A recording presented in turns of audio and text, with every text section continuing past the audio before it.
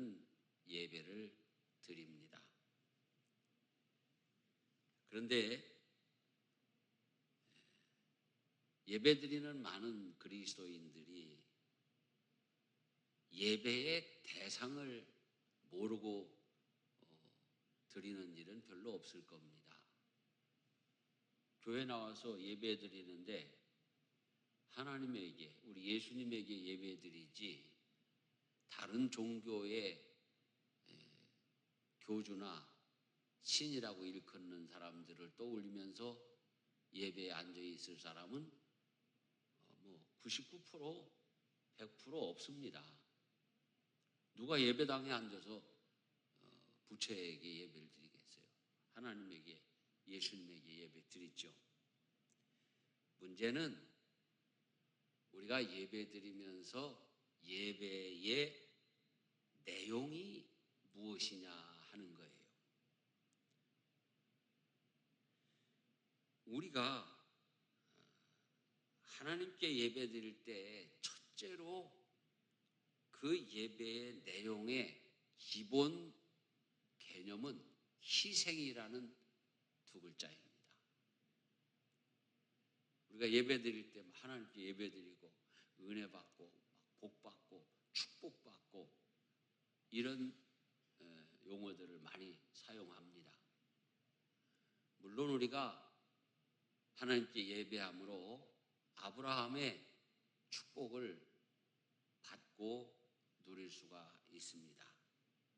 그러나 그것은 근본적인 것이 아니에요. 우리가 예배의 내용이 무엇이냐? 근본적인 것은 희생이라는 것이죠. 이 예배의 기원은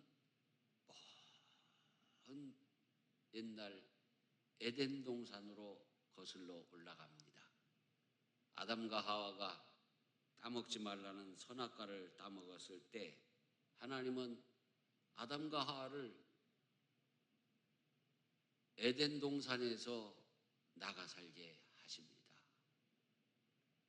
그때 하나님은 아담과 하와가 죽을 대신 양을 잡아서 희생제물 삼으시고 그 가죽으로 옷을 지어 입혀 내보냈습니다. 그래서 해마다 에덴 동편으로 내보냈는데 아담과 하와는 그때가 되면 그 에덴 동산 동편 입구에 가서 하나님께 희생 제사를 드렸어요.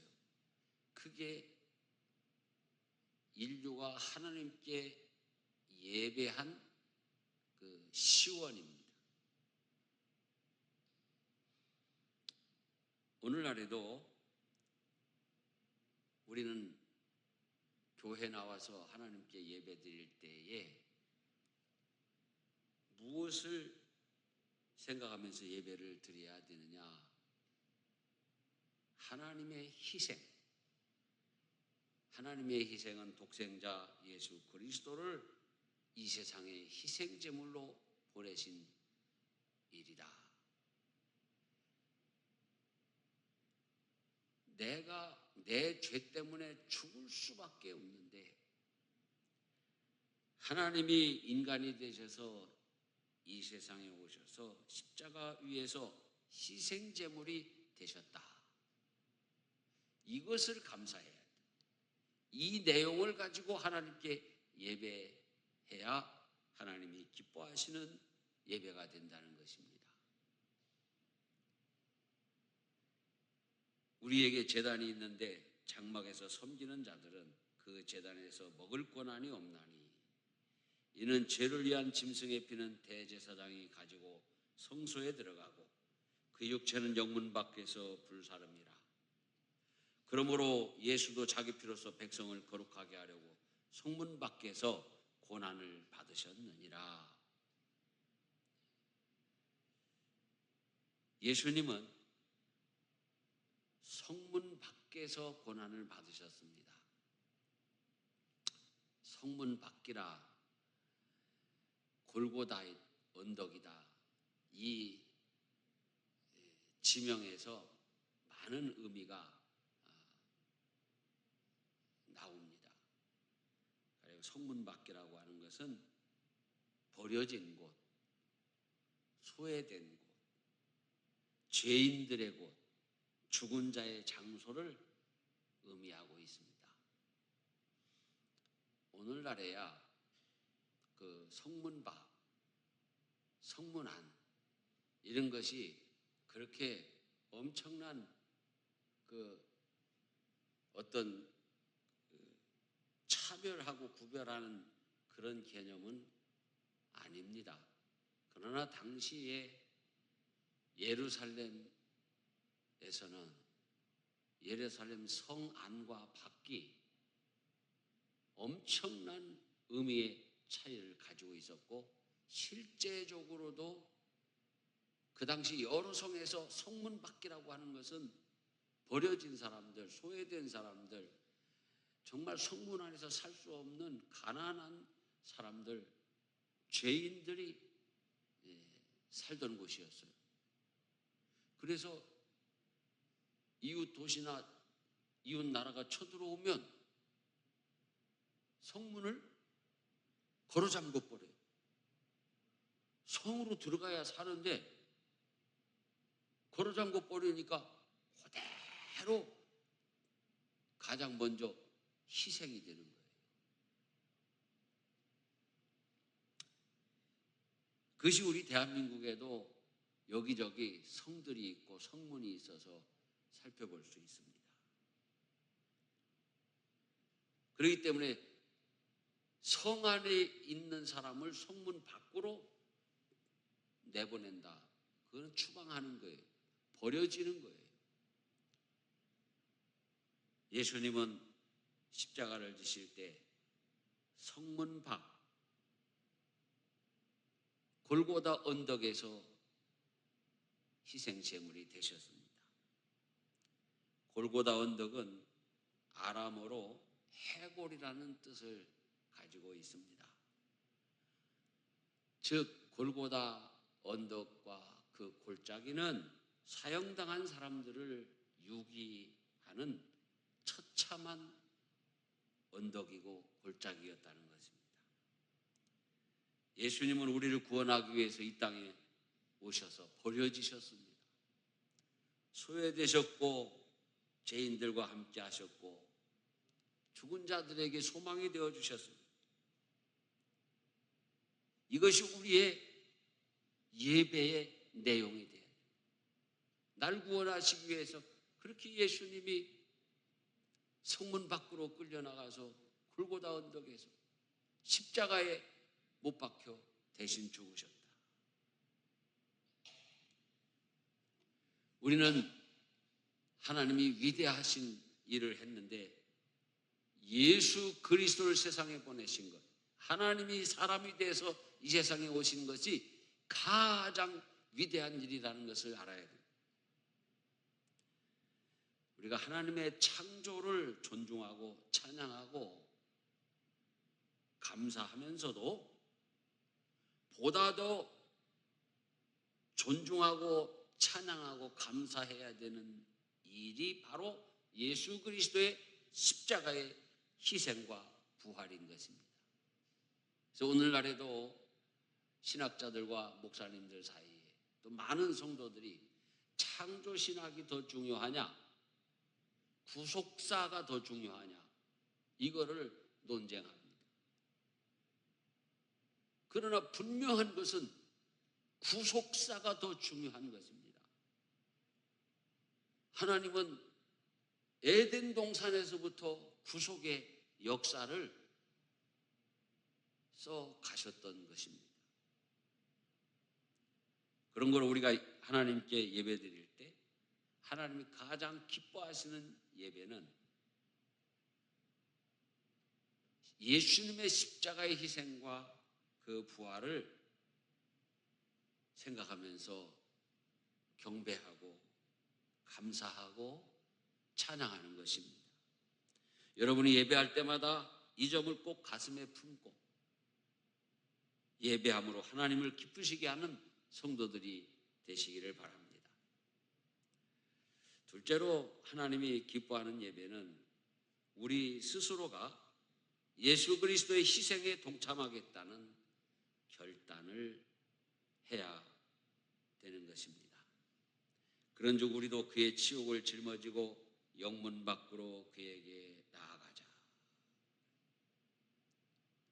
우리도 그의 치욕을 짊어지고 영문 밖으로 그에게 나아가자. 우리는 교회 예배 현장에서 그리스도의 희생을 어깨에 짊어지는 그러한 그리스도인들이 되어야 합니다. 우리가 직분을 받고 또한 그리스도인으로 부름받고 여러 가지 일들을 해나가다가 보면 어느 순간 기본을 잃어버리는 수가 있어요.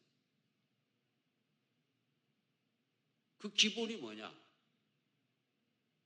바로 예수 그리스도의 고난에 동참하는 이 마음으로 우리가 직분을 감당해야 된다는 것을 잊어버리는 것입니다.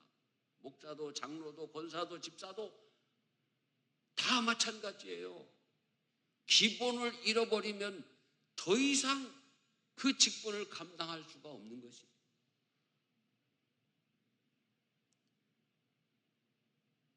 우리는 예배를 통해서 하나님이 주시는 은혜와 복을 받을 수 있습니다. 그러나 땅 위에 복을 받는 것이 1차적인 내용이 될 수 없습니다.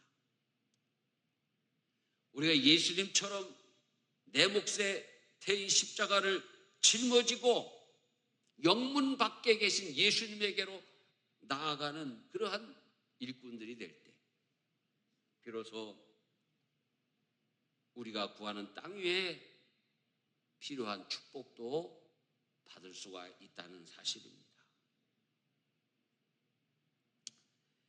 우리가 그 십자가를 질 때 사람들은 이렇게 생각을 합니다. 너무 무거워. 내가 어떻게 그 십자가를 질 수 있을까? 이렇게 생각을 하는데요. 여러분, 내 몫에 태인 십자가라고 하는 것은요, 사실은 내게 삶의 목적이 되고 내게 힘이 되고 능력이 되고 지혜가 된다는 사실입니다. 고린도전서 1장 18절에 보면은 십자가에 누가 멸망하는 자들에게는 미련한 것이요 구원을 얻는 우리에게는 하나님의 능력이라. 오직 부르심을 받은 자들에게는 유대인이나 헬라인이나 그리스도는 하나님의 능력이요 하나님의 지혜니라 그랬어요. 여러분, 우리가 세상에서도 마찬가지거든요. 사실 내가 해야 될 어떤 내 몫의 일, 사명을 붙들면 그게 내게 힘이 되는 거예요.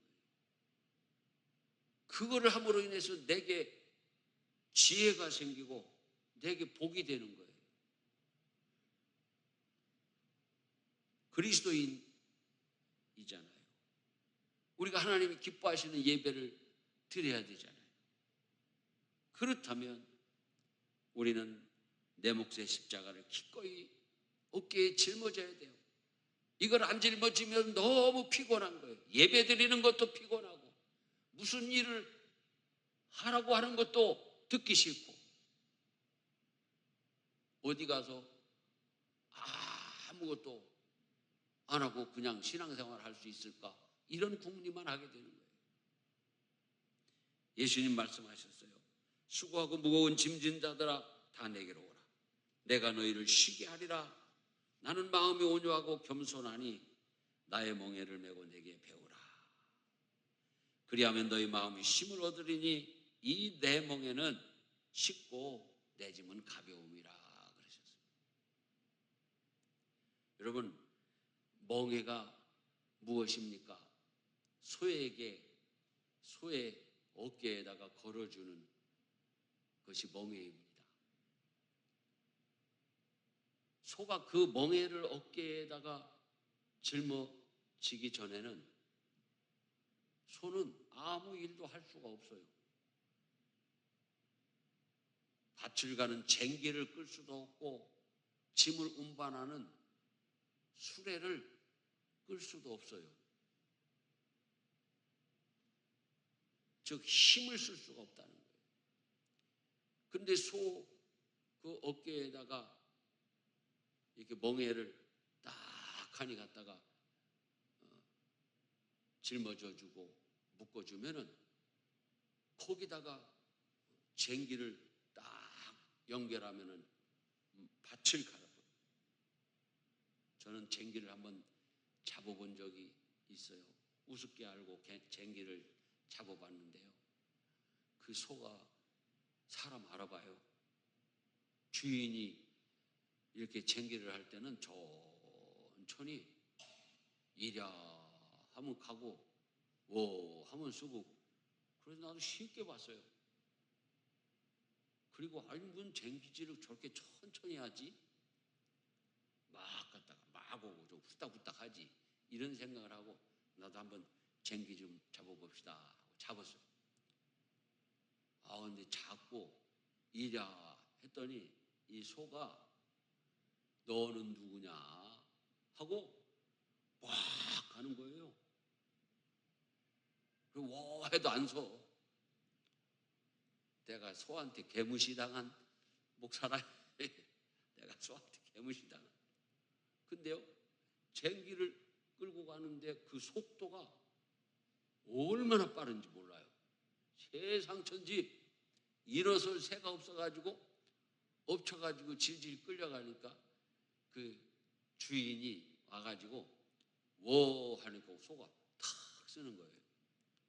얼마나 참 부끄럽던지 그때 내가 느꼈어요. 소가 힘이 정말 대단하고. 근데 그 힘이 어디서 나오냐? 멍에를 맸기 때문에 나오는 거예요.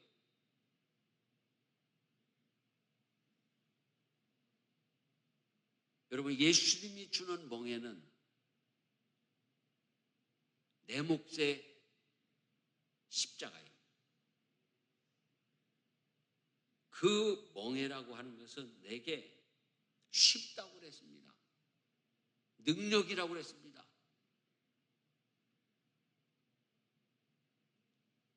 그래서 그 내 몫에 떼인 십자가를 짊어지면 힘이 되고 능력이 되고 지혜가 되기 때문에 그 멍에 때문에 살아갈 의미가 있고 목적이 있고. 여러분, 우리 장수 시대의 가장 이슈가 무엇입니까? 첫 번째, 직장에서 손을 놓게 됐을 때, 은퇴했을 때 다음 일이 없다. 그러면은 처음에는 일 안 하고 놀러 다니니까 너무 좋더라. 제 주변에도 그런 분이 계세요. 은퇴하고 막 여기저기 뭐 카페 투어도 하고 뭐 등산도 하고 놀러 다니니까 너무 좋다고. 그래서 나한테 그 얘기를 하는 거예요. 이제 간접적으로 들었어요. 그래서 그려 석 달만 놀아봐라. 석 달만 놀아봐라. 아니나 달라요. 한 3개월 지났거든요. 카페 돌아다니며 커피 마시고 노는 것도 그것도 한계가 있는 거예요. 네? 또 등산하는 것도 한계가 있는 거예요. 여러분, 여행도 한계가 있어요. 매주일 비행기 타고 외국으로 들락날락 들락가면 아무리 많은 재산이라도 순식간에 거덜나요. 석 달 지나니까 생전 카톡을 안 하던 양반이 나한테 막 카톡을 계속 보내는 거예요. 무슨 카톡인가 하고 열어봤더니 하나 나에게 필요한 메시지가 아닌데 막 여기저기서 뭐 나이 들면 이렇게 하는 거다, 뭐 이거는 먹으면 안 된다, 저거는 뭐 마시면 안 된다, 이거는 먹어줘야 된다, 저거는 마셔줘야 된다. 아이고, 몇 번 받다가 미안하지만 메시지를 차단시켰어요. 우리 그리스도인들도 마찬가지예요. 내게 하나님이 사명 주셨을 때 그 사명 감당하는 것이 내게 지상 최대의 행복이라는 걸 알아야 됩니다. 그 사명을 감당함으로 말미암아 내게 능력이 되고 힘이 되고 지혜가 되어요. 하나님이 복 주시는 통로라는 거예요.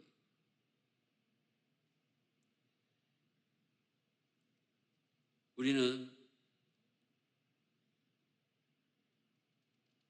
우리가 우리의 사명을 언제까지 가지고 가야 되냐? 주님이 부르시는 그날까지.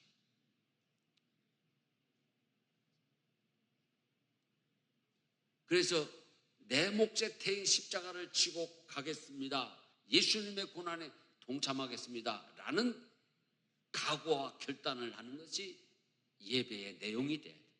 그것이 하나님이 기뻐하시는 제사예요. 셋째로, 우리가 하나님이 기뻐하시는 제사는 예배당에 나와서 하나님께 그 십자가의 은혜와 그 고난에 동참하고자 하는 우리의 다짐을 가지고 예배에 드린 그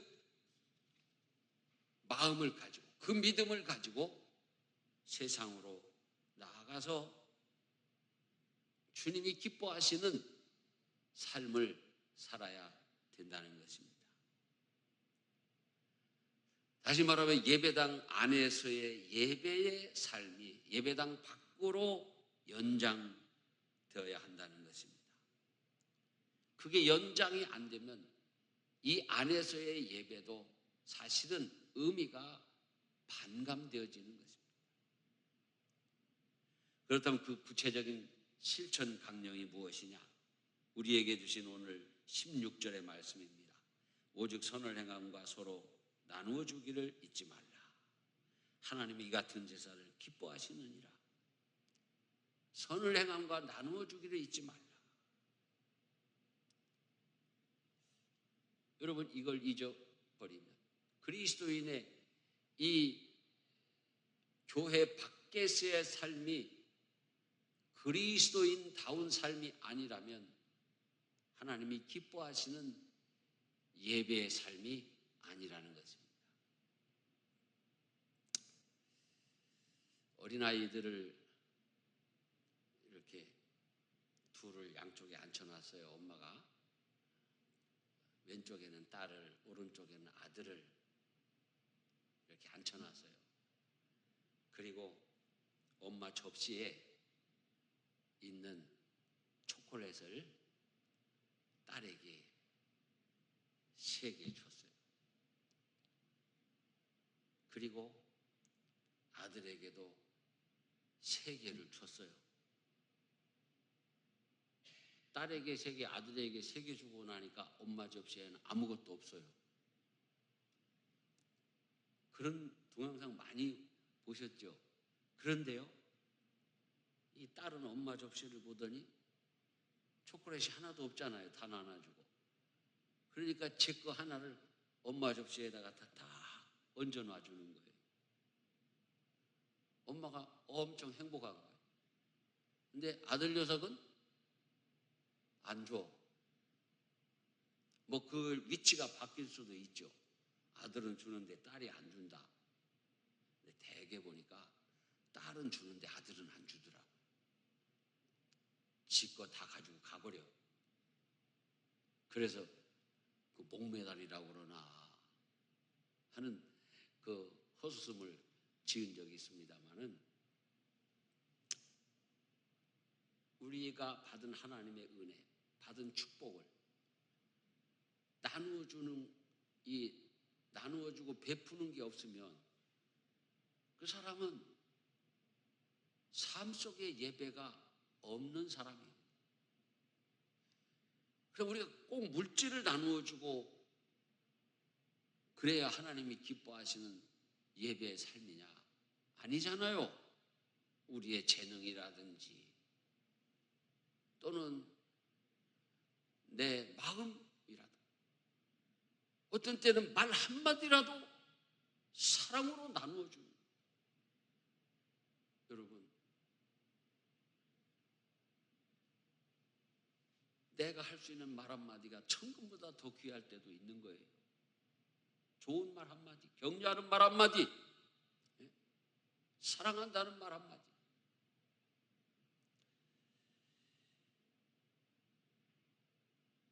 하나님이 기뻐하시는 예배의 삶이 되시기를 축원합니다. 셋째로는 우리는 순종과 복종을 통해서 하나님을 기쁘시게 하는 예배를 드릴 수가 있습니다. 우리는 하나님을 기쁘시게 한다 할 때에 하나님을 어떻게 기쁘시게 할 수 있을까? 여러분, 실제적으로 하나님을 어떻게 기쁘시게 합니까? 그 기쁘시게 하는 현장이 어디냐 이거예요. 우리는 예수님의 십자가를 생각하면서 하나님께 예배하고 감사함으로 하나님을 기쁘시게 하는 예배를 드릴 수 있고, 그 예배를 드리고 나서 세상 밖으로까지 우리의 그 믿음을 가지고 나가서 사랑을 실천하는 것이 하나님을 기쁘시게 하는 예배라는 사실을 우리가 지금 나누었습니다. 그런데 셋째로는 하나님을 기쁘시게 하는 것이 너희를 인도하는 자들에게 순종하고 복종하라, 그렇게 특정하고 있습니다.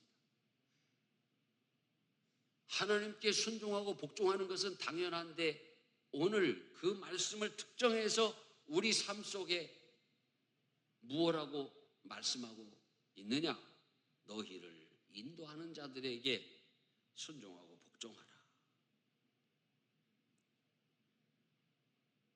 너희를 인도하는 자들이라고 특정된 사람들이 누굽니까? 바로 사도요, 목사입니다. 거룩한 교회 공동체에서 교회를 인도하는 사도 또는 목사에게 성도들은 순종하고 복종하라. 이 본문 가지고 이 설교 아무나 할 수 있는 게 아니에요. 다 같이 배짱이 있는 사람만 해요. 굉장히 교인들이 거부 반응을 많이 느끼는 그런 지점이거든요. 그런데 오늘 말씀은 뭐라고 계속 하십니까? 그들은 너희 영혼을 위하여 경성하기를 자신들이 청산할 자인 것 같이 하느니라. 그들로 하여금 즐거움으로 이것을 하게 하고 근심으로 하게 하지 말라. 그렇지 않으면 너희에게 유익이 없느니라. 여러분, 교육자를 근심하게 하고 슬프게 하면서 그 교육자에게 은혜 받고 설교를 듣고 기도 받고 중보기도 받는다는 건 사실 불가능합니다. 그렇기 때문에 오늘 이 말씀을 내가 한 말이 아니고 성경에 기록되어 있는 말씀인데 왜 했는지를 우리가 살펴볼 필요가 있습니다. 어느 순간부터 세월이 흐르고 믿음의 연조가 많아지면서부터 점점 더 순종하기가 어렵게 됩니다. 삶에 지쳐있을 때 순종하기가 어렵고 슬픔과 절망과 분노와 여러 가지 우스사려 때문에 순종하기 어려울 때가 있습니다. 그러할 때 여러분의 예배의 자리를 점검하시고 순종의 자리로 나아감으로 하나님을 기쁘시게 하는 예배, 그 예배자들이 되시기를 축원합니다. 넷째로 우리는 찬송으로 하나님을 기쁘시게 하는 예배를 드려야 합니다. 우리가 여기에는 영구한 도성이 없으므로 장차 올 것을 찾나니, 그러므로 우리는 예수로 말미암아 항상 찬송의 제사를 하나님께 드리자. 이는 그 이름을 정언하는 입술의 열매니라. 우리가 부르는 찬송은 기쁠 때만 부르는 찬송이 아닙니다. 여러분, 내가 기분 좋을 때만 찬송하는 것은 진정한 찬송이 아니라는 거예요. 여러분, 우리가 사명을 감당할 때도 기분 좋을 때만 사명 감당하는 것은 진정한 사명자가 아니에요. 제가 달려갈 길을 거의 맞춰가면서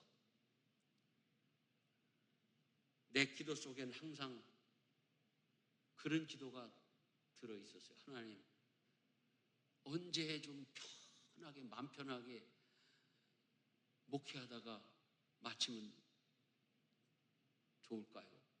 그런 날 좀 주세요. 근데 내가 그 기도 괜히 했어요. 하나님이 네 목회 끝날 때까지 마음 편하게 안 될 거다.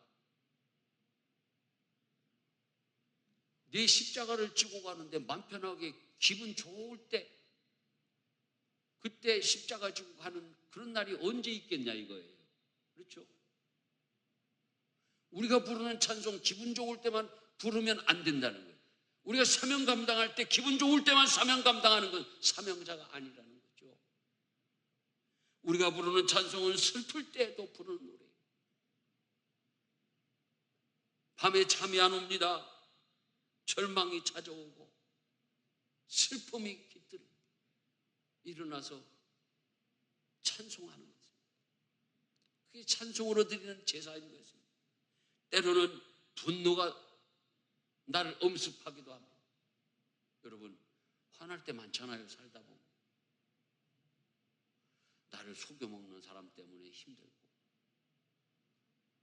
아까 낮에 운전할 때 나를 골탕 먹인 그 사람도 이름도 모르지만, 얼굴도 모르지만 화가 나고,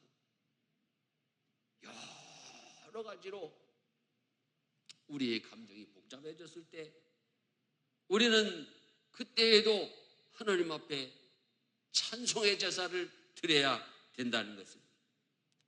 예수님의 십자가의 그 희생은 나의 희로애락 그 감정에 좌지우지돼야 되는 값싼 은혜가 아니라는 것입니다. 생각해 보십시오. 여러분의 자녀들이 기분 좋을 때만 엄마라고 부르고 기분 나쁘면 아줌마라고 부르면 그 자식이 효자겠습니까? 나는 그런 장난으로 그러는 건 봤어요. 아들 녀석이 기분 좋을 때는 엄마 엄마 하다가 용돈을 막 달라는 대로 안 주고 그러니까 아줌마 용돈 좀 더 주세요 막 이렇게 장난치는 건 봤어요. 근데 여러분, 아들 녀석이 나한테 아버지 이러다가 기분 나쁘다고 아저씨 이러면은 그게 세상에 여러분 무슨 세상입니까? 여러분이 여러분의 기분 따라서 하나님을 하나님이라고 부르고 예수님을 예수님이라고 부르다가 기분이 안 되면 어느 날부터 하나님을 하나님이라고 부르지 않고 예수님을 예수님이라고 부르지 않는다면 우리 십자가에 달렸던 그 예수님이 얼마나 정말로 가슴이 찢어지겠습니까? 기쁠 때나 슬플 때나 절망 중에 있을 때나 분노가 나를 덮을 때나 나를 구원하시기 위해 영문 밖 골고다 언덕 위에 끌려가서 십자가에 달려 희생제물이 되셨던 예수님을 생각하면서 그 예수님의 이름을 찬양하고 감사함으로 하나님을 기쁘시게 하는 예배자들이 되시기를 축원합니다. 이 시간 우리 말씀을 생각하면서 합심해서 기도하실 때에 하나님이 기뻐하시는 예배자가 되겠습니다. 내 삶의 전부가 예배가 되게 살겠습니다. 연약하고 부족한 내 삶을 주장하시고 인도하여 주시옵소서. 또 곤경에 처한 성도들을 치료하시고 위로하여 주시옵소서. 찬양하시고 우리 같이 기도하겠습니다.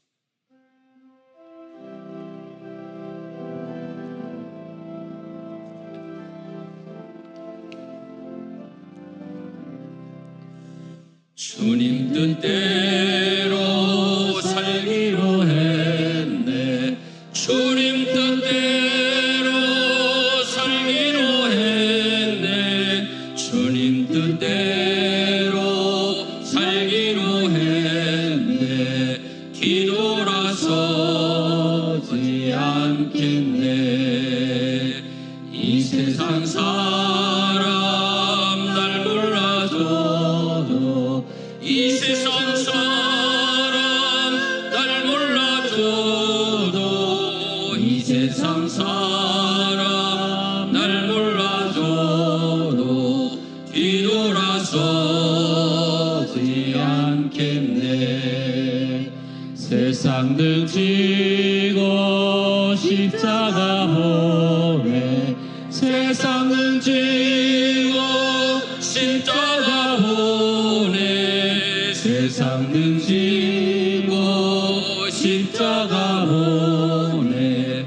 뒤돌아서지 않겠네. 세상 등지고, 세상 등지고 십자가 보내, 세상 등지고 십자가 보내, 세상 등지고 십자가 보내. 뒤돌아서지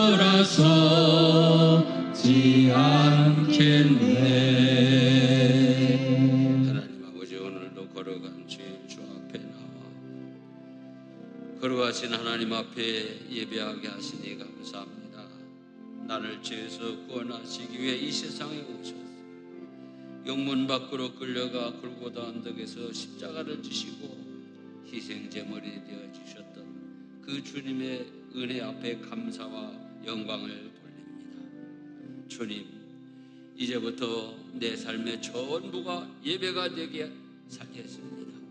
연약하고 부족한 내 삶을 주장하시고 인도하여 주시니 곤경의 처한 성도들을 치료하시고 회복시켜 주시고 강건하게 하시고 위로하여 주시옵소서. 예수님 이름으로 기도 올리옵나이다. 아멘. 예배하는 이 아침 주님 앞에 귀한 예물 구별하여 감사와 영광을 돌립니다. 주님 연락하여 주시고 저들의 삶 속에 영혼이 잘 되고 범사가 잘 되고 강건하게 하여 주시며 숨은 봉사와 헌신 위에도 하나님 힘을 더하여 주시고 주님 생각하면서 용기 내게 하여 주시옵소서. 예수님 이름으로 축복하며 기도 올리옵나이다. 아멘.